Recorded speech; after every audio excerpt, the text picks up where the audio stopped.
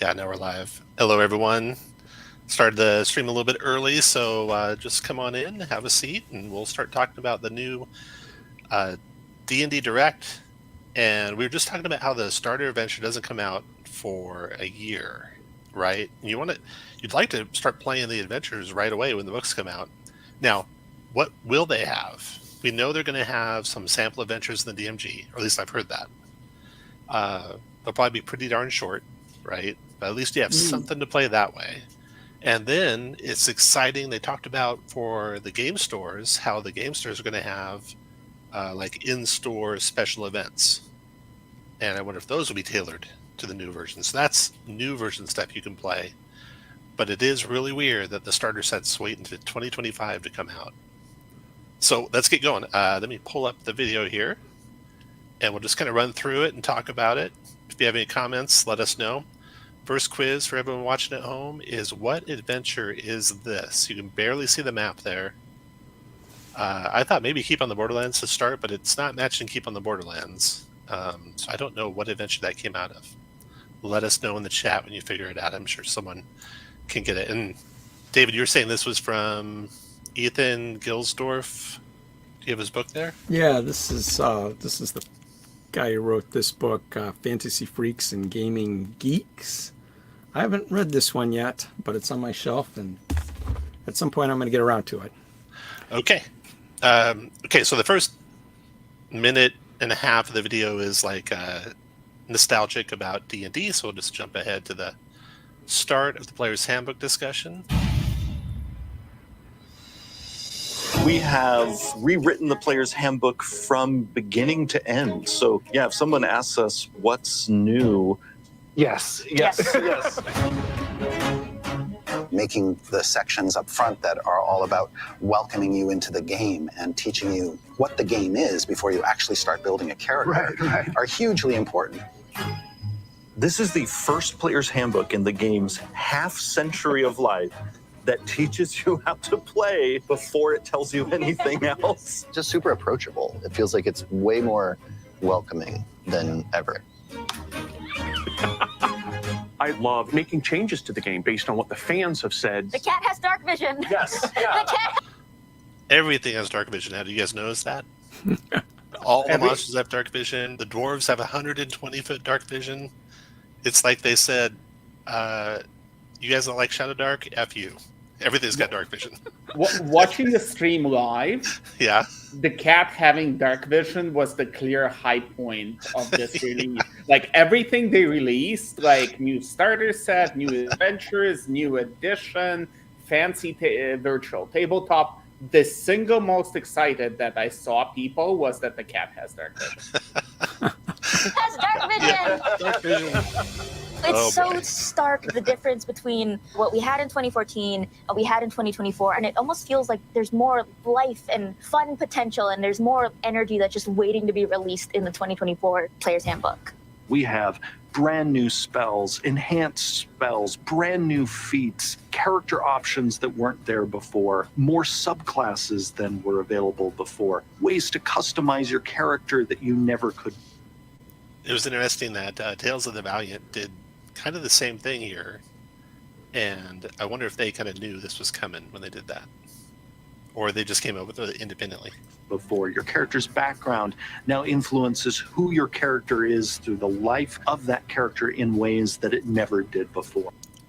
That's a loaded statement. Your background influences your character in ways it never did before, right? With all the backgrounds basically setting you on which ability scores you can increase. But when I run, I'll definitely do customized backgrounds. It'll be interesting to see if AL does customized backgrounds as well. I bet they will.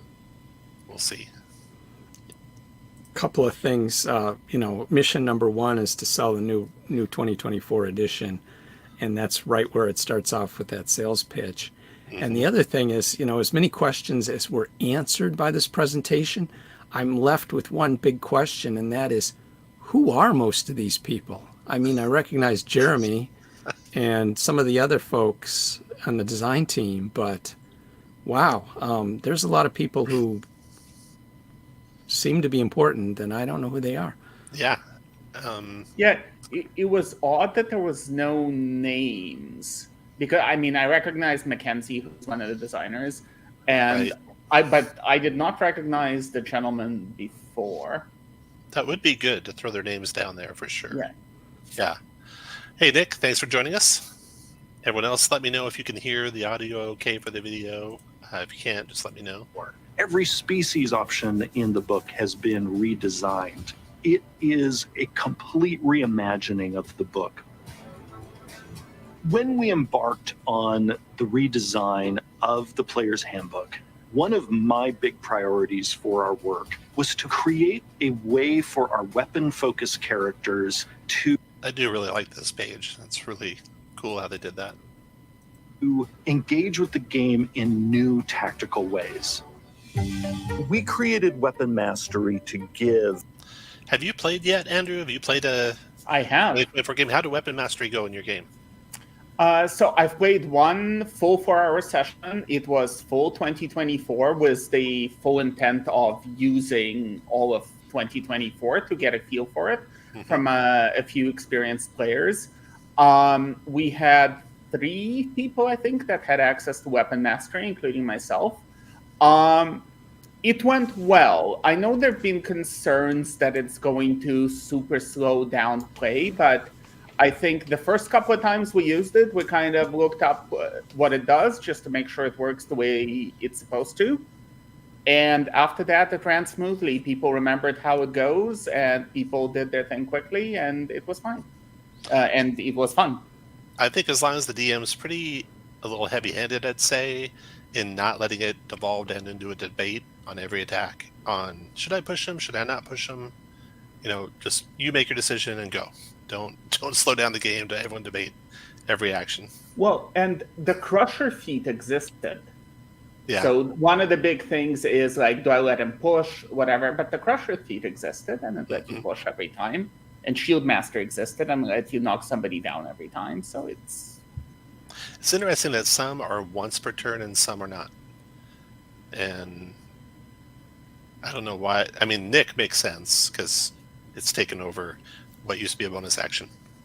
But Cleave, I guess, is maybe the only other one that's once per turn. Doesn't seem like it needed to be that. The others are pretty powerful. Pushing 10 feet every single time, I would take that over Cleave a lot of the time in a lot of situations. So interesting design choices there. One of the things that I'm excited about with the feat redesign and the Weapon Mastery, and this might just be me because I like to play melee-focused martial characters when I'm playing somebody who's focused on weapons. In the past, I've always felt like that's kind of working upstream because the ranged weapons were almost invariably much more efficient and better.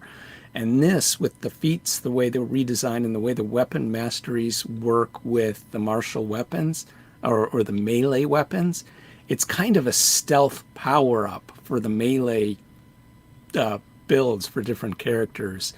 And I'm excited about trying that to see if it feels like my melee characters that I favor are stronger than they used to be in the 2014 version. I would agree there, David. Yeah, fighters, rogues, rangers, paladins, barbarians, and others. Really, any character who's all about using weapons.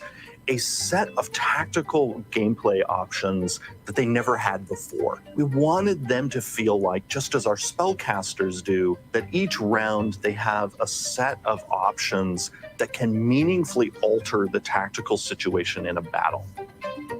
We've been working with our friends on the D&D Beyond team.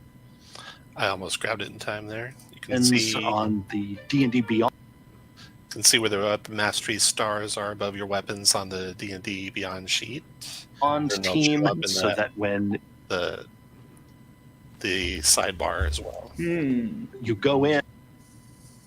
And I imagine they'll have ways when you get higher level where you can change masteries on weapons, or where you're a fighter and you're high level and you can put the extra 3 masteries that you get with all weapons. Hopefully they'll all show up there too. And you've purchased the new Player's Handbook, you will be able to enjoy Weapon Mastery on a character who has access to that feature. Everything is new in the player's handbook. I think every piece of art is new. Everything's illustrated, so the players get to see trying to support the text as much as possible with options for your characters, options for your spells, options for everything you can play as, basically.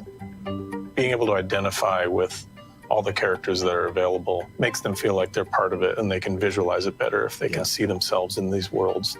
The rules glossary in the player's handbook is a super. Have you had a chance to see the rules glossary yet, David? I haven't. No. Not yet. Somebody needs to get David a review copy of the book. Well, I think Wizards needs to hear that, but September 3 is when I'll be getting my copy. that's your review copy. Yeah. But yeah, I like it. One caution is sometimes there's differences between the text here and the text in the body. Like if you go to chapter 1, sometimes it's not as complete as the glossary is. You might miss something that's actually in the glossary. And sometimes things are not all here. Yeah. Such What's a good as example? we were trying to figure out how stealth works. Yeah. And the invisible condition is in the glossary, but the other 3 parts of being stealthy are spread out through other places throughout the book. So we had to kind of like, well, this is what the condition means, but how to hide is actually somewhere else, and how to find you is actually in the 3rd place. Yeah. Yeah. And it's a weird power. It kind of, as it's written, it really demands a DM to make some DM decisions and adjudication. If you just go by the letter of how it's written, it's kind of weird how you stay invisible, when you're out in the open in a brightly lit area. And a DM, it makes sense that a rogue could, walk down a hallway in the shadows, even though he's in, quote, plain sight. And that makes sense that a rogue can kind of do that thing. And so you got to, as a DM, kind of adjudicate that in that spirit, I think. And I think that's why they wrote it that way. But it is a interesting revision. I know you had a lot of comments on it, Andrew, when you first saw it. We were more trying to sort out exactly kind of what it means, because again, all 3 of us are going to come into this book with all kinds of baggage. So, like, as Adeus, the power says that you turn invisible, right? We, having 2014 5e baggage, are going to be, well, it's not really mean invisible, and there's a line of sight thing, and if you're out in the open, none of that is in the new book. If you're a new player, you're told you turn invisible.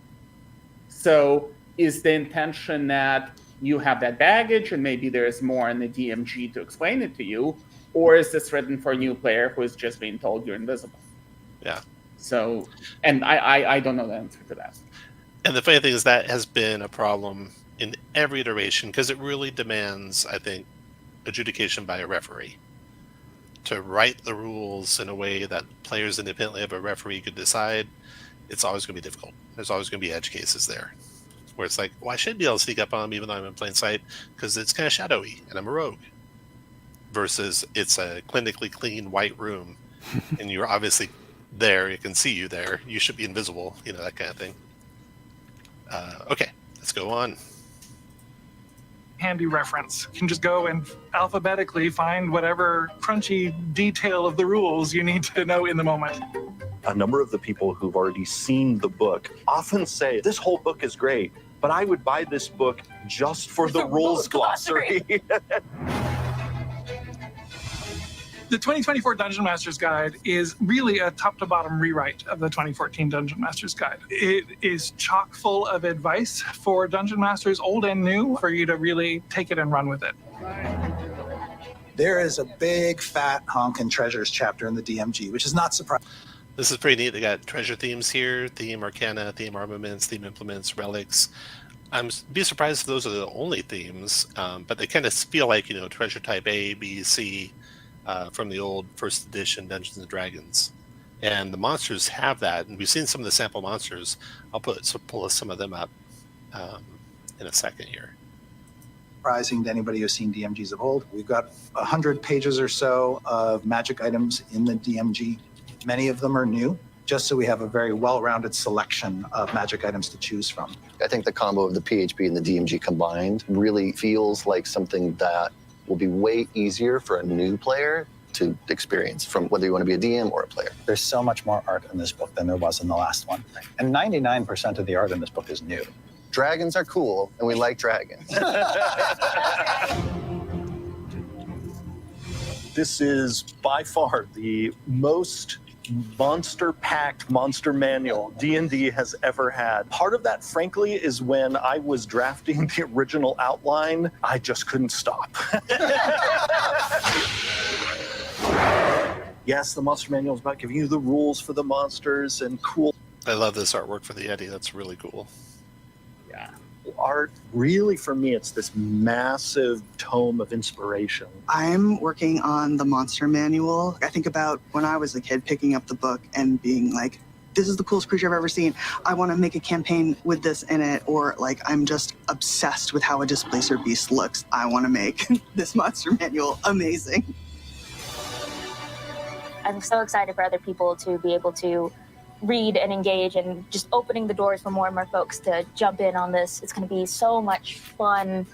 We're working on translating the Player's Handbook and the other core books into French and Italian and German and Spanish. It's so wonderful when we can have translated versions to make it easier for the next generation of D&D fans in other parts of the world to jump right into the game and start playing. Genuinely, I love this game, and I think it helps so many people from a role play perspective, a friend perspective, just a way to hang out with your friends to get to know new people, and we can let you play better or find new things, or even better, find new friends and find social groups and express yourself in a way that you've never been able to do. That's great.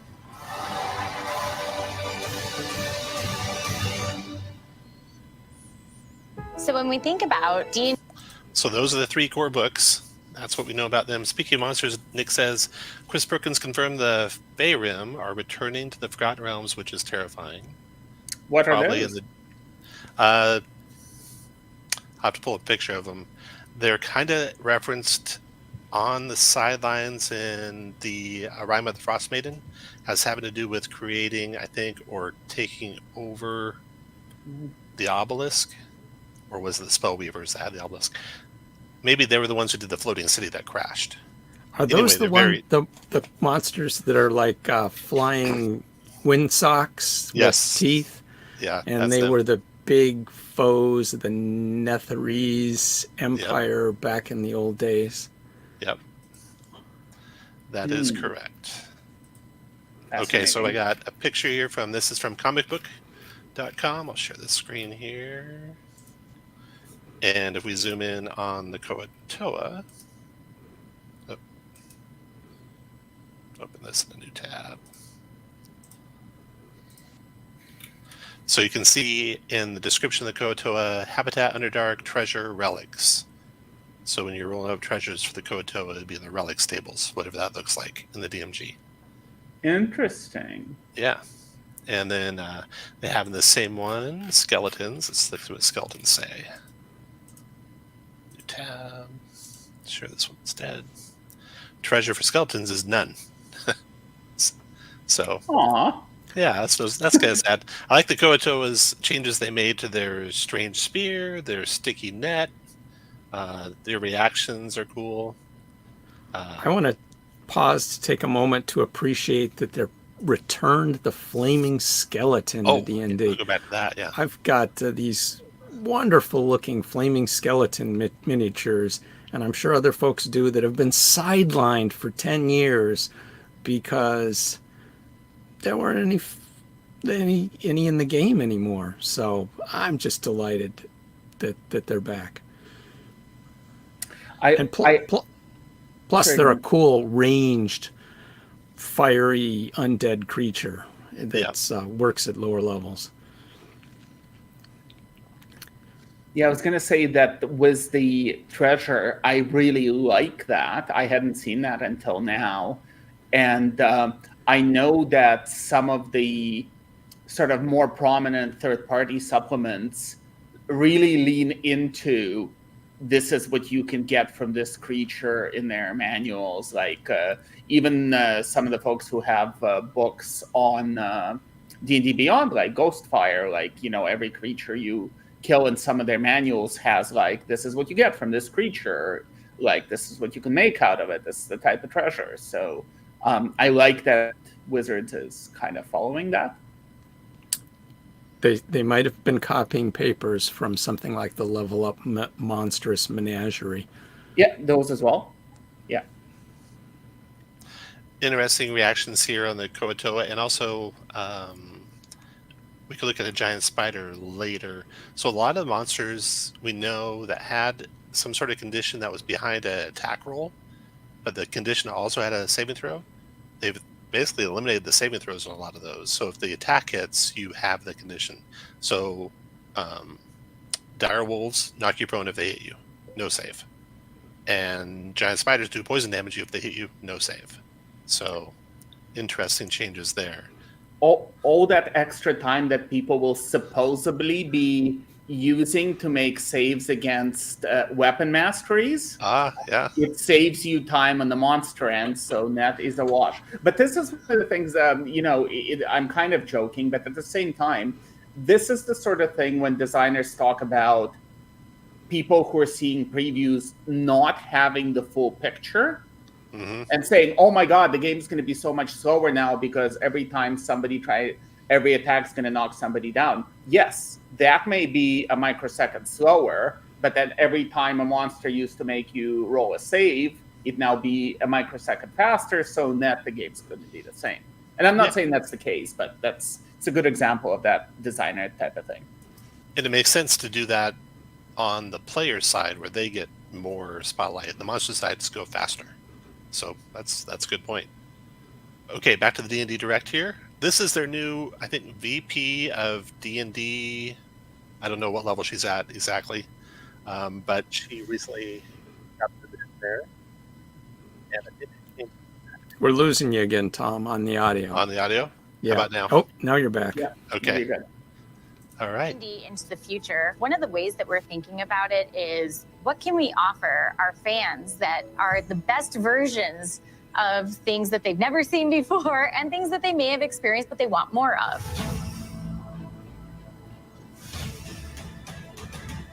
The Dragon Anthology book will be the first anthology and adventure book for the new 2024 rules. This anthology is all about dragons in dungeons. And Okay, so I had to pause it there because I have to throw back to 2020 when we were all suffering through COVID. We were all in the lockdowns, and they did the D&D live in 2020. And Karen Gillian, who was from Guardians of the Galaxy. Nebula, right? Nebula. Guardians of the Galaxy. So here's her character intro. Hello. So my name is Malbury, pronounced Malbury, and I am Dragonborn. And my background is folk hero, if that makes sense. And I am part dragon, but I have been tasked with capturing dragons to put them in dungeons. So there we go. Throw back from 2020. And it's kind of surprising how many people say that they've actually never fought a dragon in D&D.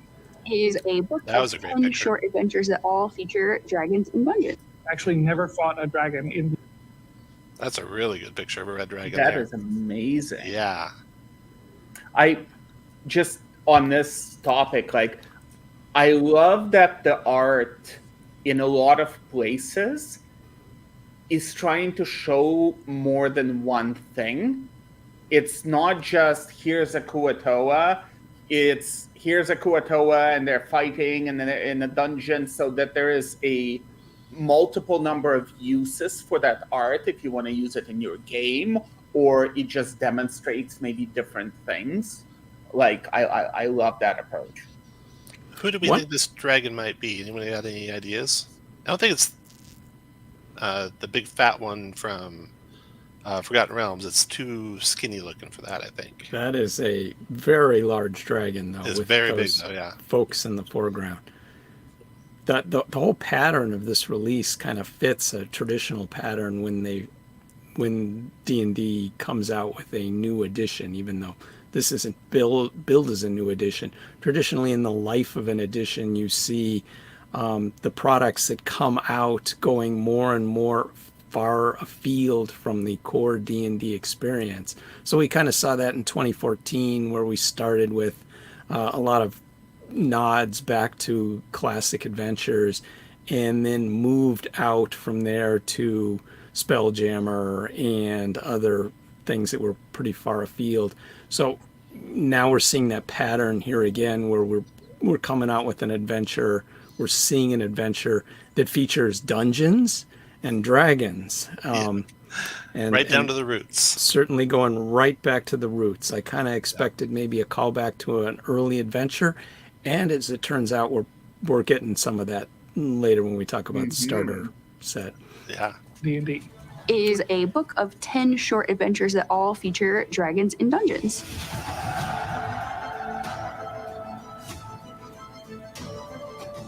We have an amazing new starter set. There's who's our guest that fellow? honor. Yeah, who's this guy? A lot of good friends and fellow gamers on this video. Okay. Yeah, Well, We are What was that? Go ahead, David. one thing I want to call back to this picture of Andrew, who Okay. is I've never had a chance to play at his table, but he is a highly rated DM. we have an amazing I want to take a moment to appreciate that Andrew is DMing on his feet, standing up. Yep. That is often a sign of a very engaged dungeon master who's really pulling all his energy and putting it into the game. If you're seeing a few DMs standing up at a convention, you might be lucky to get at one of their tables. So, What are you running there, Andrew? Hmm? What are you running in this picture? I am running the adventure that I wrote for Baldman Games called The Thief of Thay, which is the first adventure in the Kindred Spirits storyline set in Rashomon, which is I'm holding the Rashomon campaign guide by my friend Joe Rasso and others. So the standing up thing is a blessing and a curse. I always DM standing up. And it's part of the fact that I, unfortunately, have only one setting when I am DMing. I'm either on or I am off. I don't have a thing where I can kind of calibrate. I can't give it like 70% and kind of swing by. So I can't. The upside of that is, like you said, engaged, etc. Downside of that is you're not going to see me running 8 slots at a convention because I will be burnt out. So. Oh yeah, 8 slots would kill me. Ant says that art went quick, but it looks like there's a dead gold dragon in the foreground. Is that the art of the big red dragon? Let's look back at that and see. And while you're rewinding us, some of the other folks that you saw in the video in the form of like industry folks or cameos, there was Jenny Loveday, who was I think helping hand out player handbooks. There was Justin Alexander, who is prominent for his blog, The Alexandrian. He was the one taking the in selfie dungeons, with the picture. and it's kind of surprising. So, lots of folks from these are all from Gen Con, from the most recent Gen Con. Well, most of them. Yep, Dave, you missed out on that. You were out gallivanting across Europe, weren't you? That I was. Are you going to the Gamehole Con though? I don't know. My usual companion and sharing a hotel room won't be there, so we'll see. Yeah, I have never been to Gamehole Con, and I definitely need to go. You're right. That is a gold dragon in the foreground, I'm pretty sure.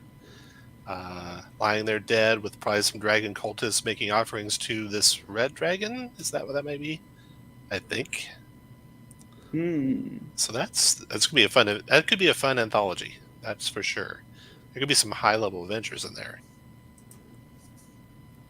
The starter set. Oh, before we go to the starter set, let's talk about a little bit about the first adventure, big adventure that should have been coming out with 2024 D&D as far as we knew, and that was back in the D&D Direct, I think a year ago. that there's going to be a Red Wizards of Thay adventure. And I have not heard anything about that adventure for a while now. When they first announced it, I thought, that's odd, because Adventure League is doing Red Wizard adventures nonstop. And then, Andrew, you had a good theory about what might have been going on. You want to share? So this is completely shot in the dark, tinfoil hat, kind of like random guess for why the adventure suddenly disappeared. So timing-wise, if we think about 2025 would have been a really good time with the new edition and sort of how much time has passed to release a sequel to the hit D&D movie, which heavily featured the Red Wizards. So if that movie had been super successful and had been a sequel had been greenlit, we'd be getting it maybe towards 2025 sometime, and Red Wizards tie-in would have been great. But generally, Wizards hasn't been super great doing the tie-ins because, Baldur's Gate 3 was a tie-in to Avernus, like 4 years later or however many. So, so it's hard to time those things because they work back schedule. So that could be it, but they could just be doing something else with it. Yeah, I mean, that's a possible theory. They could have also just pushed it out and said the anthologies are selling better. Let's do an anthology first and then do the Red Wizard. But we'll see. Bringing the anthology in as the first one. More and more, I'm not finding too much satisfaction in their hardcover long version adventures because they don't feel like they put the effort into them. They feel more like they're kind of a whirlwind tour of some world, and here's an adventure here or encounter here, then you run over here, there's an encounter, then run over there is an encounter, but it's not like a real fleshed out setup. So it's been hard for them to do those with freelancers because you've kind of got a scattershot approach. And I'm not sure that Wizards right now has a lot of institutional knowledge of how to pull off a freewheeling hardcover epic adventure and pull it all together so you've got the hooks and the threads that pull characters through it. Yeah. They've done some good ones, I thought. I mean, I really liked Wild Beyond the Witchlight. I thought that was fantastic. And that was a solo show by one of the best writers they had, adventure writers out there. Yeah. Well, I liked Tomb of Annihilation. I did not like Waterdeep much at all, unfortunately. So sometime on this show, Tom, I would love to do a show ranking the adventure, the hardcovers from our differing perspectives. I've run almost all of them up to Avernus. I had a pandemic forced me to pull the plug on that one midway, and you've run virtually all of them. I did not run Avernus, and I did not run Out of the Abyss. Other than that, I ran them all. Yeah. Okay, let's get back to the starter set after our conjecture about where the Red Wizards are at. We have an amazing new starter set that we are creating. We really lean into using components to teach people how to play. I'm always fascinated by playing with new players. So the first time that a group sees a beholder and doesn't know how many eyes it has or what they do, it's going to be an epic moment for them. For the context of this box, it's in a place called the Borderlands, and it takes the players to kind of these three settings. There's the keep on the Borderlands, there's the wilderness itself, and then there is the Caves of Chaos. It sets them forth on this, this awesome journey that they can have for years and years and years, and hopefully bring that starter experience to someone else down the line. That is real interesting to me, that's their adventure. And what I'm wondering is, how much are they going to use the adventure or just use the name of the adventure? Because the adventure is a lot different than what you see nowadays. It's a big, huge set location with probably 50 rooms, and opponents that are way too hard to take on when you first show up, and you kind of want to play factions against each other. So it's a great adventure, and I hope they do it like that. But it's not what they've done recently. I don't think it's a good match for new players generally. I know I'm saying that because it introduced countless people to the game. Yeah. But it wouldn't be my pick unless you redesigned it. And I suspect that's what they're doing to kind of give it a... So I started with 5th edition and halfway through it, so I'm relatively new to D&D. But I'd always heard of the Keep of the Borderlands. And a couple of years ago, my friend said, hey, I'm going to run a mini Keep of the Borderlands campaign, and based on the original adventure. And we played through it, and again, I've only seen it as a player, but you guys obviously are highly familiar with it. And the thing that really, really struck me, and where I had a huge disconnect with it, is that it's very much we're gonna go and kill evil monsters because they're evil monsters. We're gonna go kill the kobolds and the orcs and the goblins and hobgoblins, and our primary reason for doing that is because they're goblins, orcs, kobolds, and hobgoblins. And that's very much not something you would see today. Or I kept thinking like, hey, what do the kobolds want? How can we negotiate with these kobolds to make sure everybody's happy and there is peace? Kobolds are people, and like the adventure is very much not that. No, not the way it's set up. Outstanding point. That is... It's going to be... I feel like it's going to look a lot different. So I've got Goodman Games, Keep on the Borderlands, or Return to the Border. What's it called? Into the Borderlands. Those Goodman Games books are really cool because they provide the original adventure. They do the 5th edition update for the adventure. They do a lot of nostalgic, stories from back in the day of the adventure. Dave, you've got an in-store play adventure, which we're going to talk about that in just a second. That was the Keep on the Borderlands version of that. Yeah, this is the Keep on the Borderlands in-store encounters series that we had. When we started playtesting 5th edition, we playtested Keep on the Borderlands. I remember doing that. Mm-hmm. And when I was 10 years old, at my 10-year-old birthday party, here we are. We played Keep on the Borderlands that day. I remember.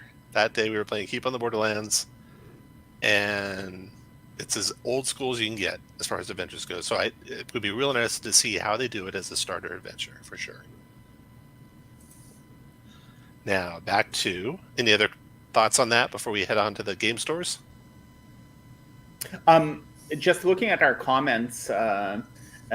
Nicholas there is saying that they did a good job synthesizing all the new school play styles with the Infinite Staircase adventures, which I have not looked at or played through, but I am happy to hear that. So hopefully that is I assume like they're not just going to completely miss the point, right? So especially given who is working on it.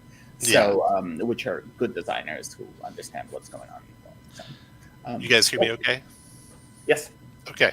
So I've ran Sojkanth, which is in that Infinite Staircase, and they did a really good job on the update. We ran Sojkanth, the 1983 version of it, right before I ran the new version of it, and it really held up good. It was streamlined. It was really tightly written, which I appreciate, because the original adventures aren't necessarily very tightly written. Sojkanth wasn't. It was pretty long-winded, with a lot of important details buried in a big block of text, and they fixed all that when they rewrote it, so that's good. Nicholas, I'd agree with what you said there as far as the ones I've ran so far. I did Pharaoh way back. I never did the Lost City back, which is the first adventure, so I might want to run that one soon. Okay, now the game. Wasn't there talk at some point of revisiting Pharaoh and some of those other Desert of Desolation adventures for 5th edition? Pharaoh's in the Infinite Staircase. Oh, okay. Yeah, that's what I was thinking of. Yep.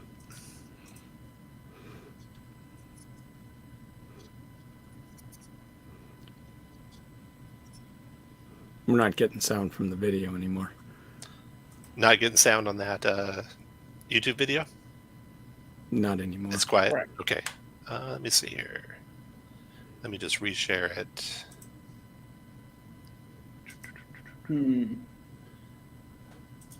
this tab. See if you hear this sound.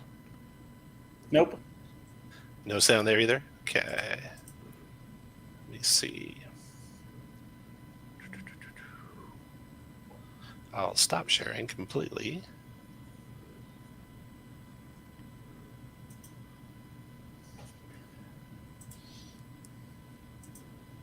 While you're doing technical things, I'll give another, going back to way back in the Wayback Machine to like 10 minutes ago, when we were talking about the rules glossary.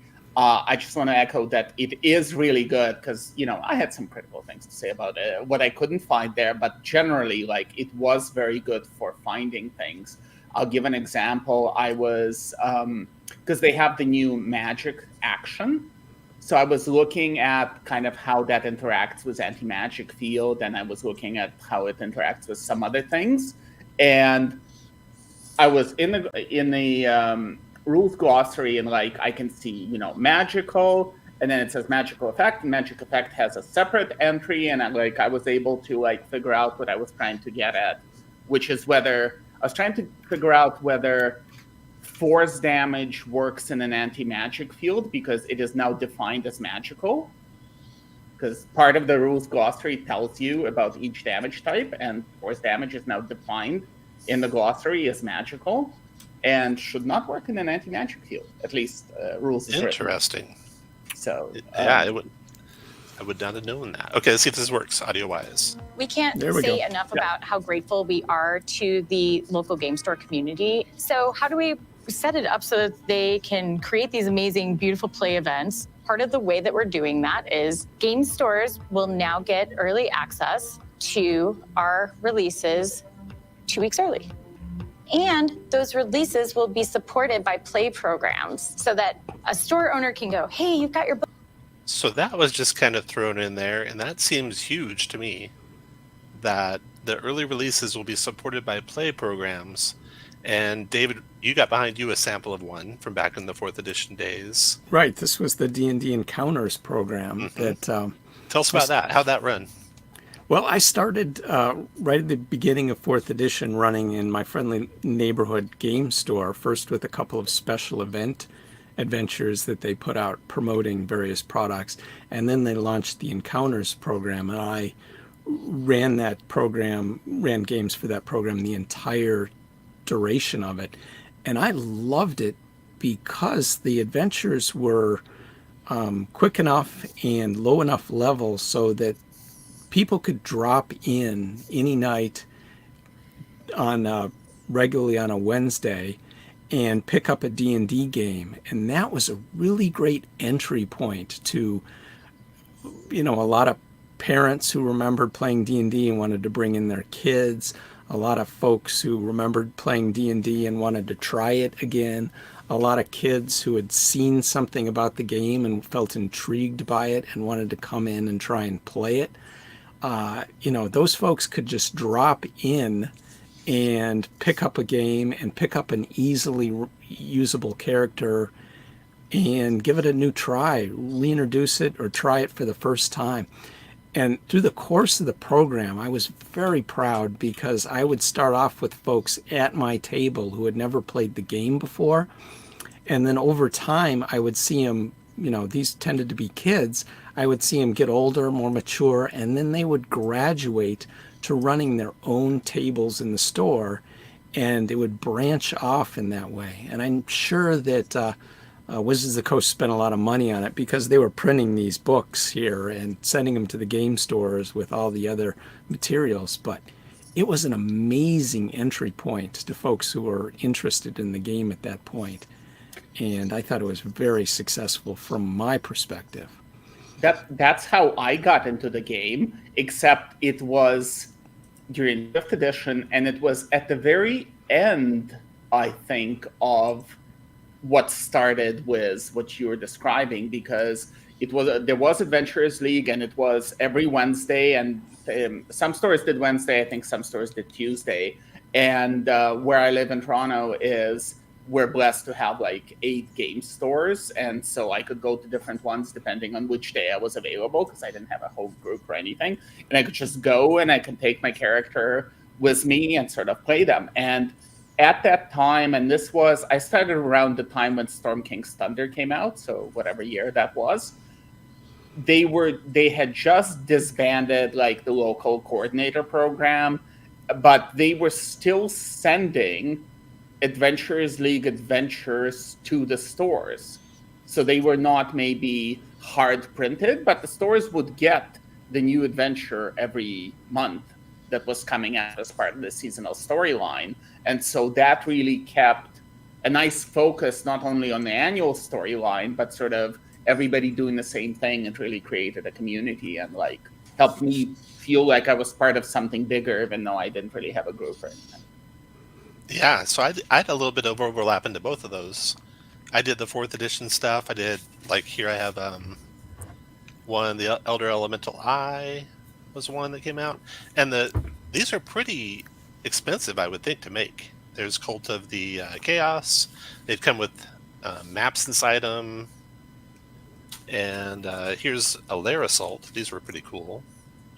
This is Temple of Tharizdun, a Lair Assault that they did. And this one came with a bunch of little figures there, little tokens, and maps, poster maps and stuff. So they did a lot of effort. And it was a great place to find players who you could go on and game with, at home or other places. One player I play with still today, we met doing that. And then 5th edition, when you played Adventure League, you had to play it in public, right? When it started. So you had to play at a game store. And then at some point, they let you play it online if you streamed it when you played it. And that's what got me started streaming. Otherwise, I never would have streamed a game or anything. I mean, it's like, the setup was the barest minimum setup you could possibly get. And we streamed it in order to legally run it. And you had to be sponsored by a game store to do that, too. So I had to go to my local game store where I'd run games and say, hey, I'll put your logo on the screen and everything.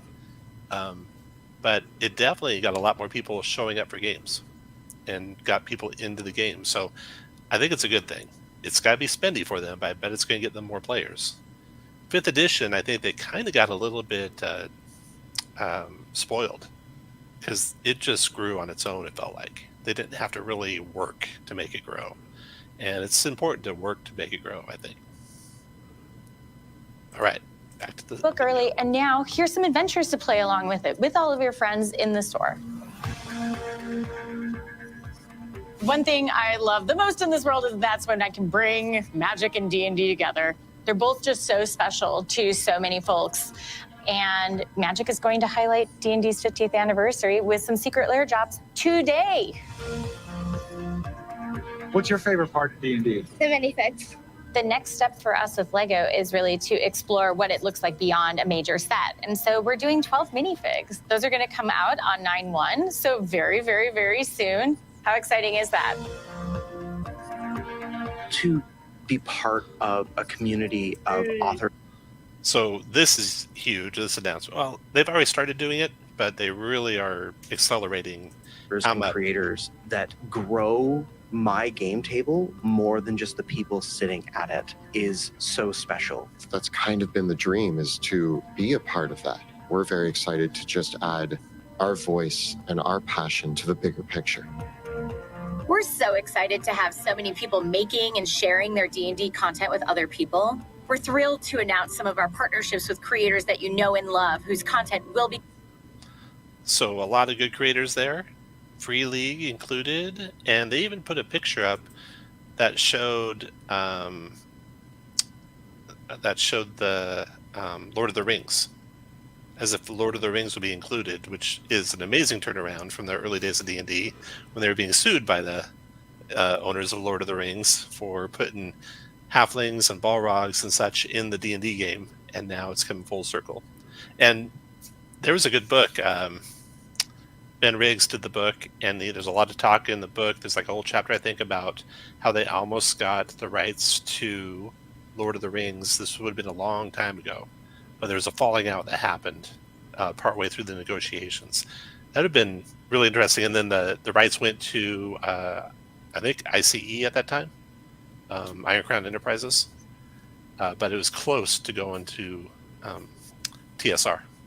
the breaking point was that TSR insisted that they be able to do Lord of the Rings novels to accompany the game line. And there was no way the Tolkien estate was going to agree to that. Yeah. So that must have been after Dragonlance, maybe, when TSR realized how valuable novels were to them. Yeah, this would be in the Lorraine Williams age, late 80s. Okay. Coming to the D&D Beyond marketplace. Part of our reimagining of D&D's... It looks like a big giant spider in that gondola. Core books was us also wanting to return to D&D's most popular... Neverwinter, right? Although I don't know about the floating. Yeah. I don't know if that makes it there. It might not be Neverwinter. I don't know. It's interesting that the 3 images they show, it's like, hey, we're returning to our iconic Forgotten Realms setting. And like, I mean, I'm not the oldest or biggest Forgotten Realms fan, but like those images don't really say anything. Forgotten Realms to me. Forgotten Realm. Yeah. We are super nice map by Mike Schley. Excited about the Forgotten Realms guide. There hasn't been a player's guide in 5th edition. It's too much to... There's a lot of writing for the Forgotten Realms. And I think I have all those books and a lot from 2nd edition. A lot of books like this, Faiths and Pantheons and Unapproachable East and things like that. Fit into one book. So our return to the realms is going to be in 2 books. One tailor-made for dungeon masters, and the other a book that is tailor-made for players, but also of use to our DMs. We start the new player options. Lots of great crunchy stuff for players to dig into to make new characters. New subclasses, new feats, new backgrounds, new spells, new kinds of spells. And then no new classes mentioned, so Artificer's got to wait. Play your old Artificer, play your 2020 Artificer. And that chapter on factions that player characters can belong to. A lot of these will be factions that you'll recognize, like the Harpers or the Red Wizards of Thay, and maybe a couple of new ones that maybe got promoted. Then over in the Dungeon Master focused book, that's where we're really going to dig into different parts of the realms. If you want to do urban fantasy, well, we've got Baldur's Gate just for you. If you want to go do survival horror, you can take your adventure off to Icewind Dale. We've got sort of classic D&D fantasy. So is this Myth Draenor ruins, you think? They That talk makes about sense, the yeah. Dales, and they mention these big ruins around the Dales. Where you have all these little isolated towns that live around this giant elvish mega dungeon that you can go into and explore. There's the Dale lands for you. And maybe you're having some fairy stories, or you're having conflict that you can resolve without violence. That's all. There's no such thing. All the Moonshae Isles. And then finally, the land of Kalimshan. Each one of those both delivers on a different play style. Where is that? I don't recognize it. Chat, do you recognize it? And just almost a different biome and like world that you can inhabit from a fantasy perspective. I'm thrilled to be creating source. I wonder if you can blow this page up well enough to see all the layouts for the DMG. I'm thrilled to. You could get all the magic items if somehow you could blow that up enough. There's a project for you, Tom. There's not Get enough started. focus. I don't. That's going to be blurry, I'm afraid. To be creating source books for players and DMs that will invite them back into that world in a way that we haven't done in years. We're really looking to set up a future where set up a future So That's Eberron. That's an Eberron book right there. Yep. where everyone has this like shared resource of tools and ways to connect and play together so that they can take that experience and share it with their friends, share their creativity together, and Pause here because Nick might have some answers. Let's see. Earth motes are still around according to BG3, and that is indeed Neverwinter. Okay. One of those Earth motes in the Moonstone Mask, if it is the Moonstone Mask, probably a famous feast hall. And it looks like maybe they are one of the Eastern Realms. Okay. Well, that matches up with Kalimshan. Yeah, they were talking about Kalimshan at the time. Create the next 50 years of D&D.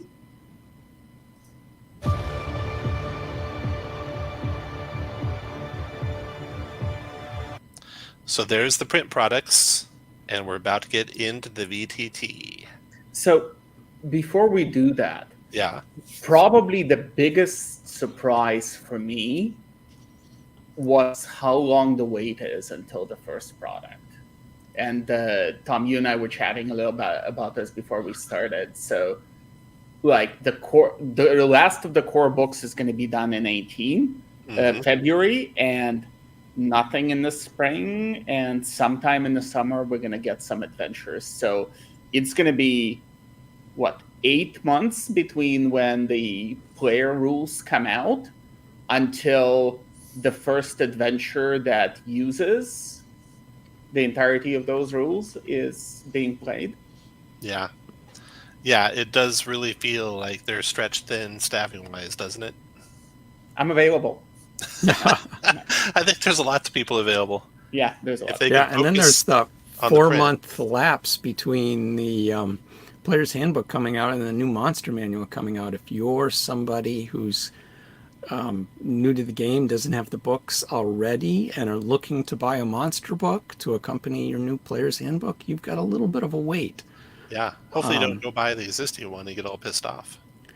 Well, the smart thing to do is, do I have it here? Oh, I don't have it sitting right next to me. Is to go out and buy one of those lovely third-party monster manual, like Ghostfire's Grim Hollow. Grim Hollow one of the monster grimoire is fantastic, and I think there is I don't remember if the Dungeon Dudes one is on there yet, but it will be. So, buy those, because those are not becoming outdated. Yeah. Yeah, and really look at some suggestions for how you have to beef up monsters anyway, because monsters are always going to be, I think, and challenge ratings are always going to be kind of on the low end. They're going to write the adventures to be a little bit easy. And if you have a party that's experienced, a party that's good tactically, then you're going to beef those up. And it's still going to be the same when the new monster round comes out. It's not going to be tough enough for a really good party. You're going to have to beef that one up too. I don't think they're going to make it so hard that a tactically sound party can barely get by because it'd wipe out, the people playing just for fun. So you'll always have to dial it up for monsters. And so I can see using the old monster manual and having no difficulty using it. For sure. I'd love it for it to be a sooner, but yeah. But what Andrew's saying is there's some great monster books and some great books that are replacements for the monster manual. Yeah. Flea Mortals, Level Up, Tales of the Valiant. Those are all better books. Yeah, the Tales of the Valiant monsters were really cool. Flea Mortals was really, lots of good stuff. Oh, I'd be remiss if I didn't say Kobold Press, which is on D&D Beyond. And if you want to instantly kill your players, just give them the correct CR monsters from any Kobold Press products and they will die instantly. Welcome, Optional Rule. Thank you for joining. We're just talking about the release schedule and we're kind of wrapping that up. Now we're going to talk about the VTT. So let's go on in the video. I saved you, and I'm here to save you again. So many of us played. That was Baldur's Gate, right? Yeah. The bridge. And the big, huge mountain, the city behind in the background there. I've never played Baldur's Gate. I can't believe I haven't done it yet, but many of us played Baldur's Gate 3. Yeah, what in the sweet hells were you thinking? This is the opportunity for people to continue their adventures in this new way to play D&D. We have this 3D sandbox where you can bring your friends and play D&D with all of these cool 3D environment pieces and miniatures that come with the product. So those maps are pretty epic looking. It'd be pretty neat playing on that tabletop. That come with the product. You can start experiencing a role. I like how they're, incorporating rolling dice. Experiencing. That's one thing you talked about a little bit, Andrew. It's like when you have a die that everyone knows what hangs on that result, and everyone can see the die rolling across the table and can see the numbers, there's a lot invested in it, and it brings everyone kind of focused into the game. A role-playing game, and I don't do that when I run. Digital. And I've been looking at ways I could start doing it, because I think I don't like rolling infinite numbers of dice, but having that one die that matters, I think that's good to have in a game. Friendly format. You go take those characters, Asterion and Karlak, you get to play with them and just tell your own tale. Where people who may be used to video games actually get to see the thing that you're talking about instead of just trying to imagine it. And it's not meant to replace your imagination. In fact, you actually need a lot of imagination still. You actually just pick up the miniatures and move them around, and you can build things like you would build at your table with 3D terrain pieces. You have 3D characters that you can look at, manipulate, dress up. What we're trying to do is get the most fast, fun, accessible version of the game. It's basically playing D&D on your own virtual tabletop. Just easy, fast, fun. If you played with minis before, you're just playing with minis here. It's just a place for you to connect with your friends online whenever you want.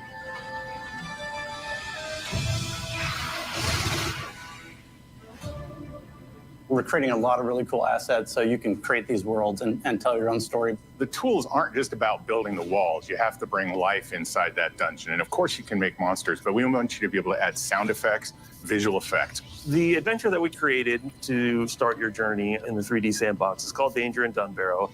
This is like the best starter pack that's ever existed for Dungeons & Dragons. You can also bring in any character from D&D Beyond, and it will bring in all of your equipment and all of your abilities and spells, and you can use those by clicking on the buttons. And we also have a thing we're calling the Mini Maker, different scales, sizes, the look of it. The awesome thing about D&D is you can continue to get like magical items, and then you can go back to your character and redress them up over and over again and show your individuality within the group, and you just feel the progression.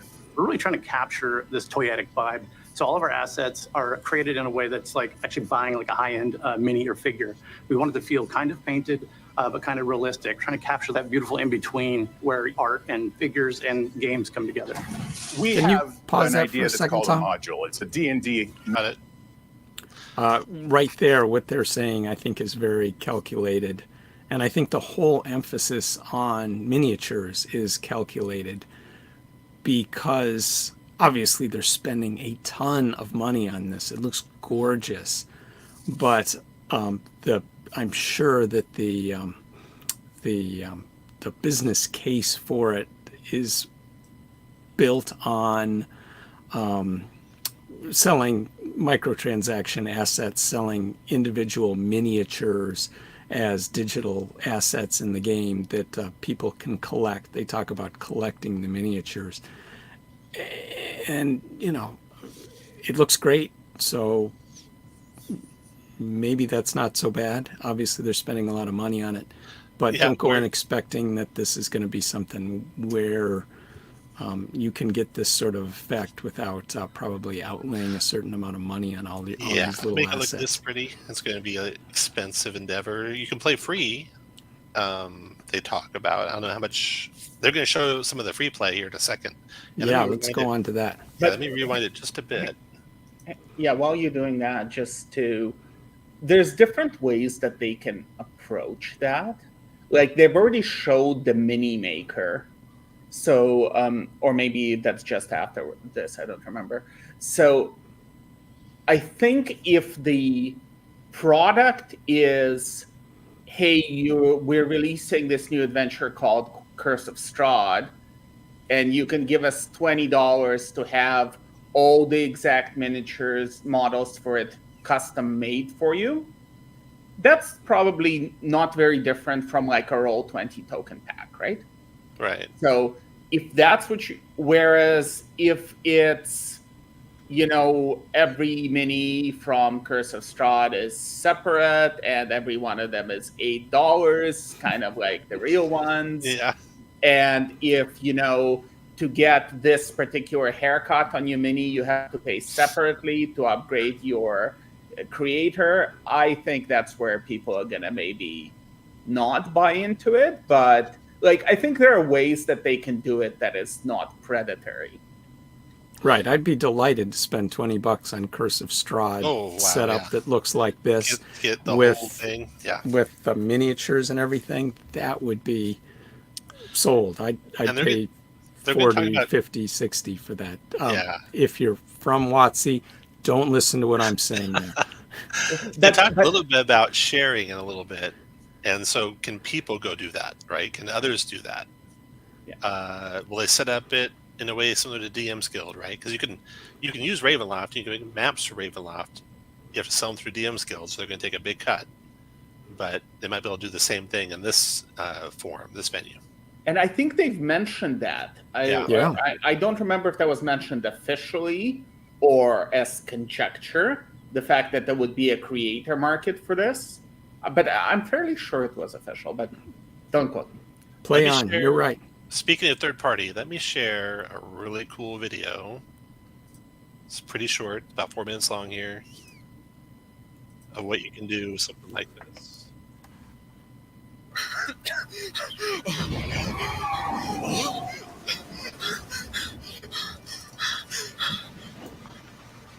Oh my god.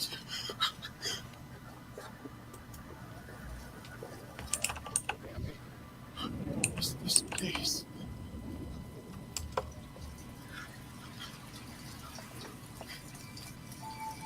Hello? Can someone help me, please? Hello? No! Morning, Lord, help me!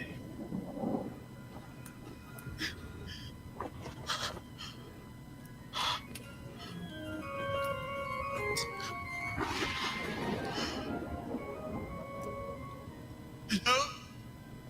Someone here?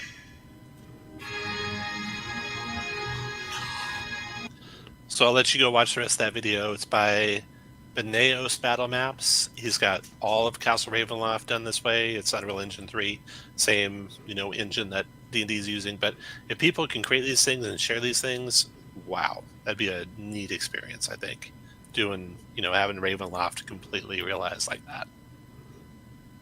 So let's go back to D&D's video. Figures and games come together. That's a heck of a mini. We That'd be have older. an idea that's called a module. It's a D&D. So got this module set up here. An idea that's It's pretty neat how they're doing that, right? Looks like you can be cycling through the different parts of the adventure pretty easily. They're going to be selling things in a modular format, which is good. So you can take these really highly detailed environments, but it'll just be like one encounter there and then piece it together with others. That's a neat way to do that. It's called a module. It's a D&D mini adventure meant to last a few hours just so that you can get a taste or get a part of your adventure.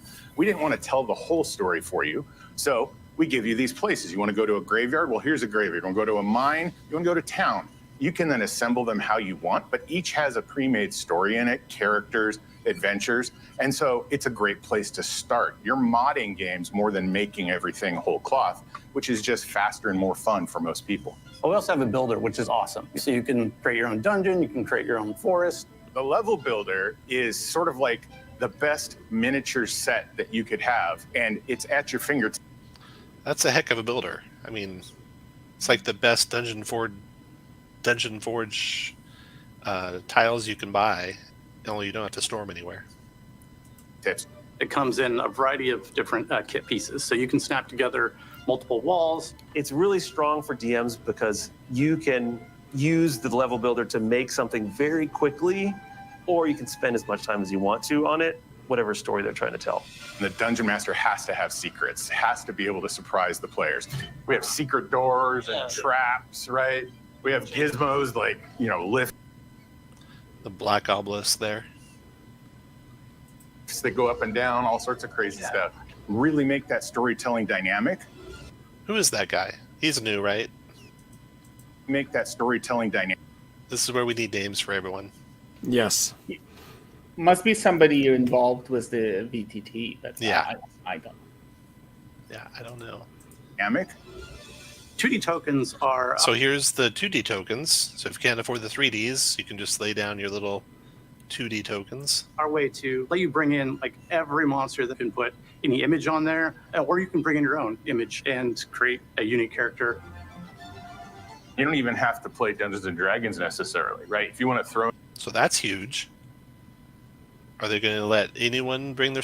Can we get Shadow Dark in here? That would be fun. In your own custom rule set or another game, we roll dice. We have toys, like go crazy. We're starting with Dungeons and Dragons, but there's so much more you can do with it. All sorts of kinds of games and all sorts of types of toys that we want to add over the years. We're opening it up so you can bring in any kind of character you want, like fight Drist against a robot. You'll be able to do that. There's Optimus Prime. I think the mention of toys coming from a Yeah. Hasbro company is a very telling word choice there. Yeah. No, absolutely. And how much can you bring in? Well, if they open it up so that it's just a neutral rule set, like Roll20 is, that'd be great. Such that you can bring in whatever you want to bring in and play with it. There might be a little bit of a Minecraft inspiration here as a sort of virtual play set that you can build things and bring Optimus Prime into your set and so on. Yeah. With all the groups that we're working with. It's great because we're using those That's awesome with that bugbear riding on top of the giant scorpion. characters and we're telling stories, but we're giving them over to the players too, so you can really play out what you've always wanted to do. The big deal is it wouldn't be Dungeons and Dragons if you couldn't share it, right? So they're sharing. There's a huge creator community. They're the ones who've kept the game growing and going. So people are going to be able to share these with each other. We're integrated with D&D Beyond. It's able to very easily organize information and create characters so that you can play that same character either in a book, on a piece of paper, on the web, or in this 3D immersive world. And if you have an original 2D map, you can easily upload that through D&D Beyond's map feature. With just one click, you can share that map into Project Sigil, drop down your minis, and keep right on playing. So that's nice. I mean, it does require D&D Beyond, and maybe that's the gateway. Maybe that's where you pay for this, right? Maybe you don't pay separately for the VTT. You don't pay separately for maps, do you? I don't think you do. Although you have to have a certain subscription level. You have to have a certain subscription level. Right. So that's... And they might bump that up for VTT even more. We'll see. Yeah. And it might be you have to have a certain subscription level to have the three-dimensional figures. We'll see. This is really slick. I really like this because one of my sort of very first questions, and I think this is reflected by all the people, by why like Owlbear Rodeo and things like that are simple, is if I just want to take my map from my adventure and drop it into your super fancy 3D thing, how long is it going to take me to build it out in this creator? Yeah. And if I can just drop a 2D map and suddenly, bam, it's 3D, and I can do that easily, that works for me. Yeah. And I would rather have it with 3D minis. I don't want to spend 3 hours building something in Unreal Engine, but if I could do this and use 3D minis, I'm good. I'm in. Yeah. Yeah. Or even tokens. That's fine. This is a low barrier to entry, and that's encouraging to see. Yeah. We're starting off on PC, but we want to go everywhere because we want to connect players across mobile, console, and I don't know, maybe even your fridge. Wherever you want to play, we want to be there at your fingertips. This 3D immersive experience is going to be available for free to try out, but also players are going to get it. DMs are going to get even more advanced tools, and we're going to offer even deeper, richer experiences for those who really want to dedicate themselves to the 3D side of this. Whether it's D&D Beyond, the books, or the 3D experience, we just want to make it easier, faster, put more creative control in your hands. We want to thank you for being a part of the exciting development of Project Sigil and invite everyone with a D&D Beyond account to join the closed beta coming this fall. Sign up for free right now at dndbeyond.com/project-sigil. And as an extra bonus, when you pre-order the 2024 digital and physical horror rulebook bundle, you will get this awesome Gold Dragon Mini to kickstart your Project Sigil collection.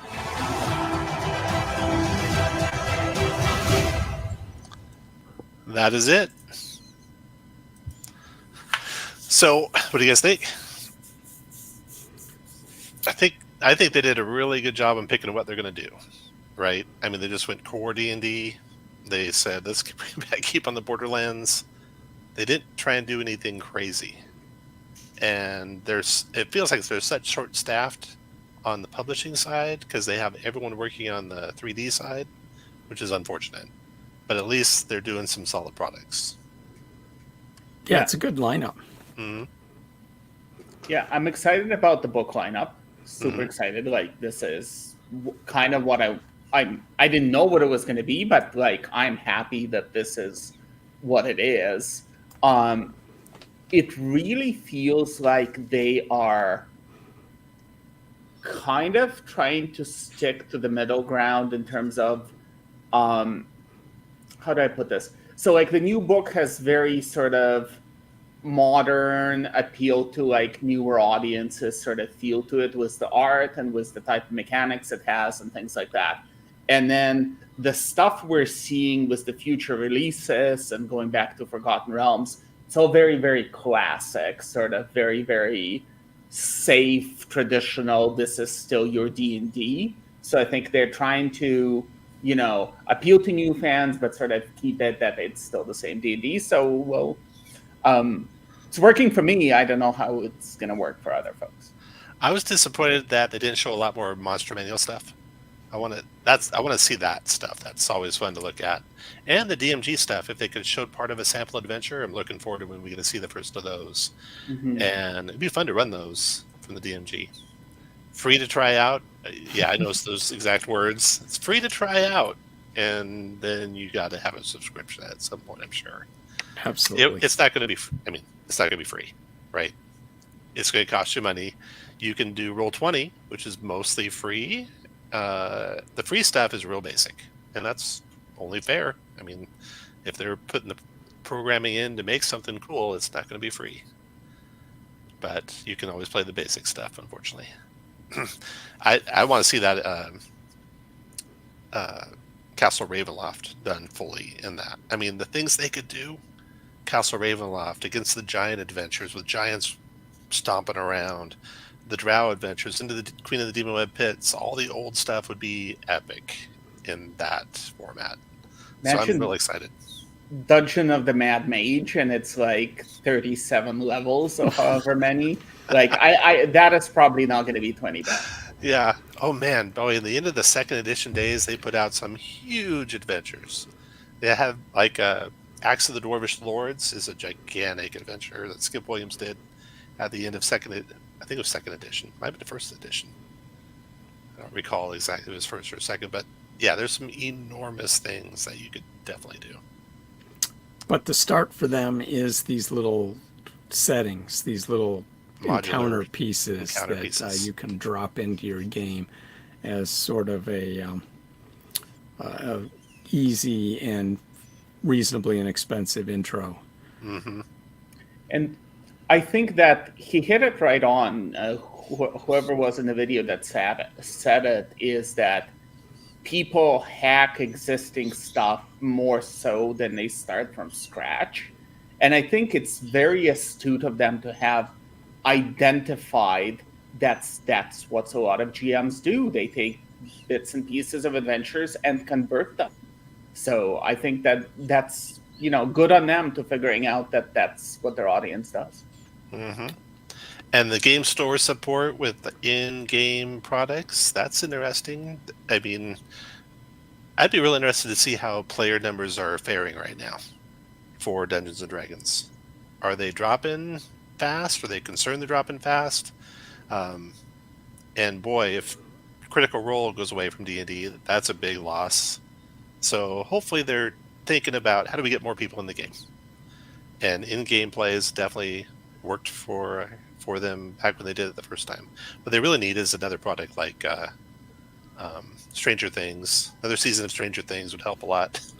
Get the kids playing in the basement again. So it's coming. Yeah. All right. Thanks, guys. And me and Dave are going to be playing the last chapter of Phandelver and Below here at 8 o'clock. And see, we're playing coming up the MCDM adventure this weekend. I had to cancel it last weekend. I'm going to rerun it this weekend, and that'll be fun. We started that off. Andrew got to play a little bit of that MCDM adventure. Force movement is huge. on purpose. And so it'll be interesting to see. I'll try and do that one justice when I run that one. And I'm starting to go through the player's handbook and doing videos that show the changes in the different classes. I already have my quick reference sheet up there, so you can check out and mark all the changes. So you can see the base rules are almost the same. Very few little tweaks here and there. The classes are almost universally beefed up slightly. And the spells, there's lots and lots of spells that got little tweaks. Only a few major changes, really, in spells. So, but there's a lot. It's a big book. So I'm going through that. You can see those videos. And I will see you guys later. Thanks, Andrew. Thanks, David. Yeah. Thanks, Bye, guys. folks.